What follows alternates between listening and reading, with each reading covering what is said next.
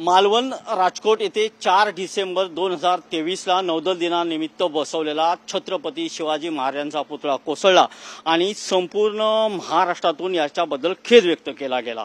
मात्र याच वेळेला संभाजीनगरमधील शिवप्रेमी जे आहेत त्यांना हा प्रसंग अतिव दुःखाचा वाटला, त्यांना ते सहन झालं नाही। आणि आपण पाहू शकता की संभाजीनगरवरून जो आता महाराजांचा राजकोट येथील पुतळा आहे आणि जो चबुतरा फक्त जो चौथरा शिल्लक आहे त्यावर एक महाराजांचा जोपर्यंत नेव्ही आणि सार्वजनिक बांधकाम विभाग नवीन पुतळा बसवत नाही तोपर्यंत महाराजांचा एक पुतळा असावा, म्हणून छत्रपती संभाजी नगरवरून हे काही धर्मवीर छत्रपती संभाजी शौर्य प्रतिष्ठानचे कार्यकर्ते जे आहेत, सभासद आहेत, हे सदस्य सगळे निघाले आहेत आणि हा 22 फुटी फायबर ऑप्टिकचा पुतळा घेऊन हे सिंधुदुर्गात पोहोचलेले आहेत। काल ते रात्री मालवण राजकोटमध्ये इथे पोहोचले होते। त्यांना त्या जागेवर हा पुतळा तोपर्यंत बसवायचा होता, मात्र तेथील प्रशासनाने आणि पोलिसांनी त्यांना अडवलं आणि त्यांना इथे वैभववाडीमध्ये ते आणून सोडलेलं आहे। आपण पाहू शकता की हे 20 ते 22 युवक आहेत जे संभाजीनगरहून मंगळवारी रात्री 10:30ला निघालेत। आपण त्याच्याशी बातचीत करूया। मला सांगा, काय नेमकी म्हणजे तुम्हाला ही का भावना वाटली? जसं की आता बघायला गेलं दादा की भरपूर असं म्हणजे जेव्हापासून महाराजांचं ते म्हणजे काय म्हणतात आता ते कशामुळे झाले हे तर कारण स्पष्ट अजून कळालेलं नाहीये कोणाला, पण ते झाली दुर्दैवी घटना। ते महाराजांचे आम्ही बघतोय की मोबाईलवर स्टेटस ठेवताय, असं लोकांच्या मनातल्या भावना दुखावतात।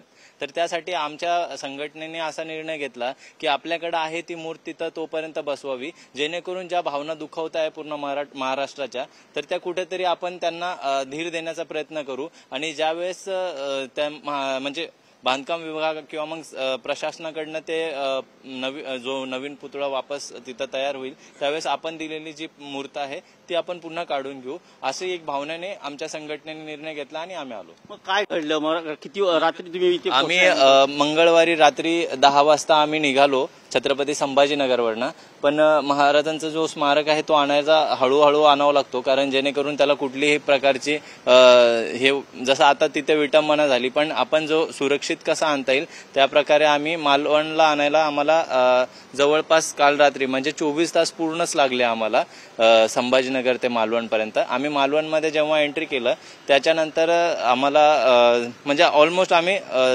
एंटर केलं आणि नाही राजकोटच्या अलीकडेच मालवणमधून जात असताना पोलीसवाल्यांनी आम्हाला अडवलं की तुम्ही महाराजांचं स्मारक कुठे चालवताय। तर आम्ही त्यांना सांगितलं की आम्ही असं संघटनेकडनं आम्ही धर्मवीर छत्रपती संभाजीराजे शौर्य प्रतिष्ठान संघटनेकडनं आलोय आणि आमच्या महाराष्ट्राच्या ज्या जनतेचे मन दुखत आहे ते कुठेतरी आम्ही जबाबदार शिवप्रेमी म्हणून आम्ही जोपर्यंत प्रशासन त्याची दखल घेऊन तिथं वापस स्मारक उभं करत नाही तोपर्यंत आमची मूर्त तिथं ठेवा, यासाठी आम्ही आलो असं सांगितलं।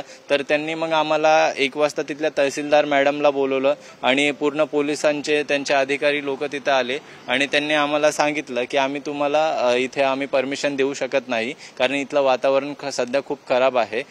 जेणेकरून तर मला एवढंच म्हणायचं आहे की तिथलं वातावरण जे खराब आहे मग तिथनं आम्हाला तिथं जवळपास 1-1.5 तास तिथे आम्हाला लागला।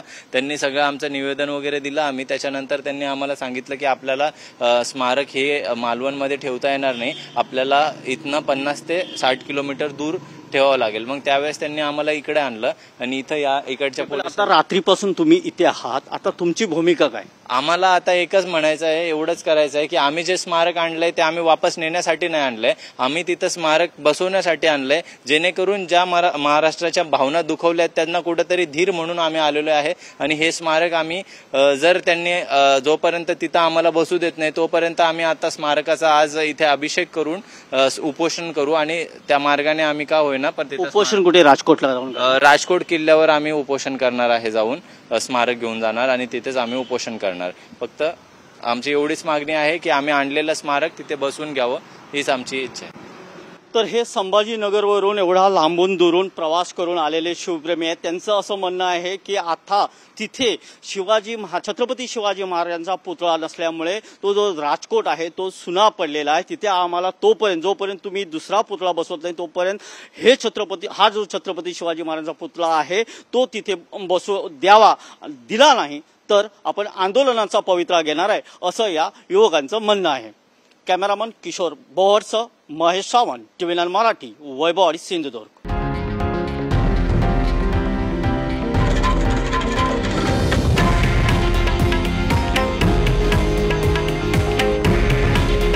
हे आहे देशातील नंबर 1 न्यूज नेटवर्क आणि आपण पाहत आहात TV9 मराठी.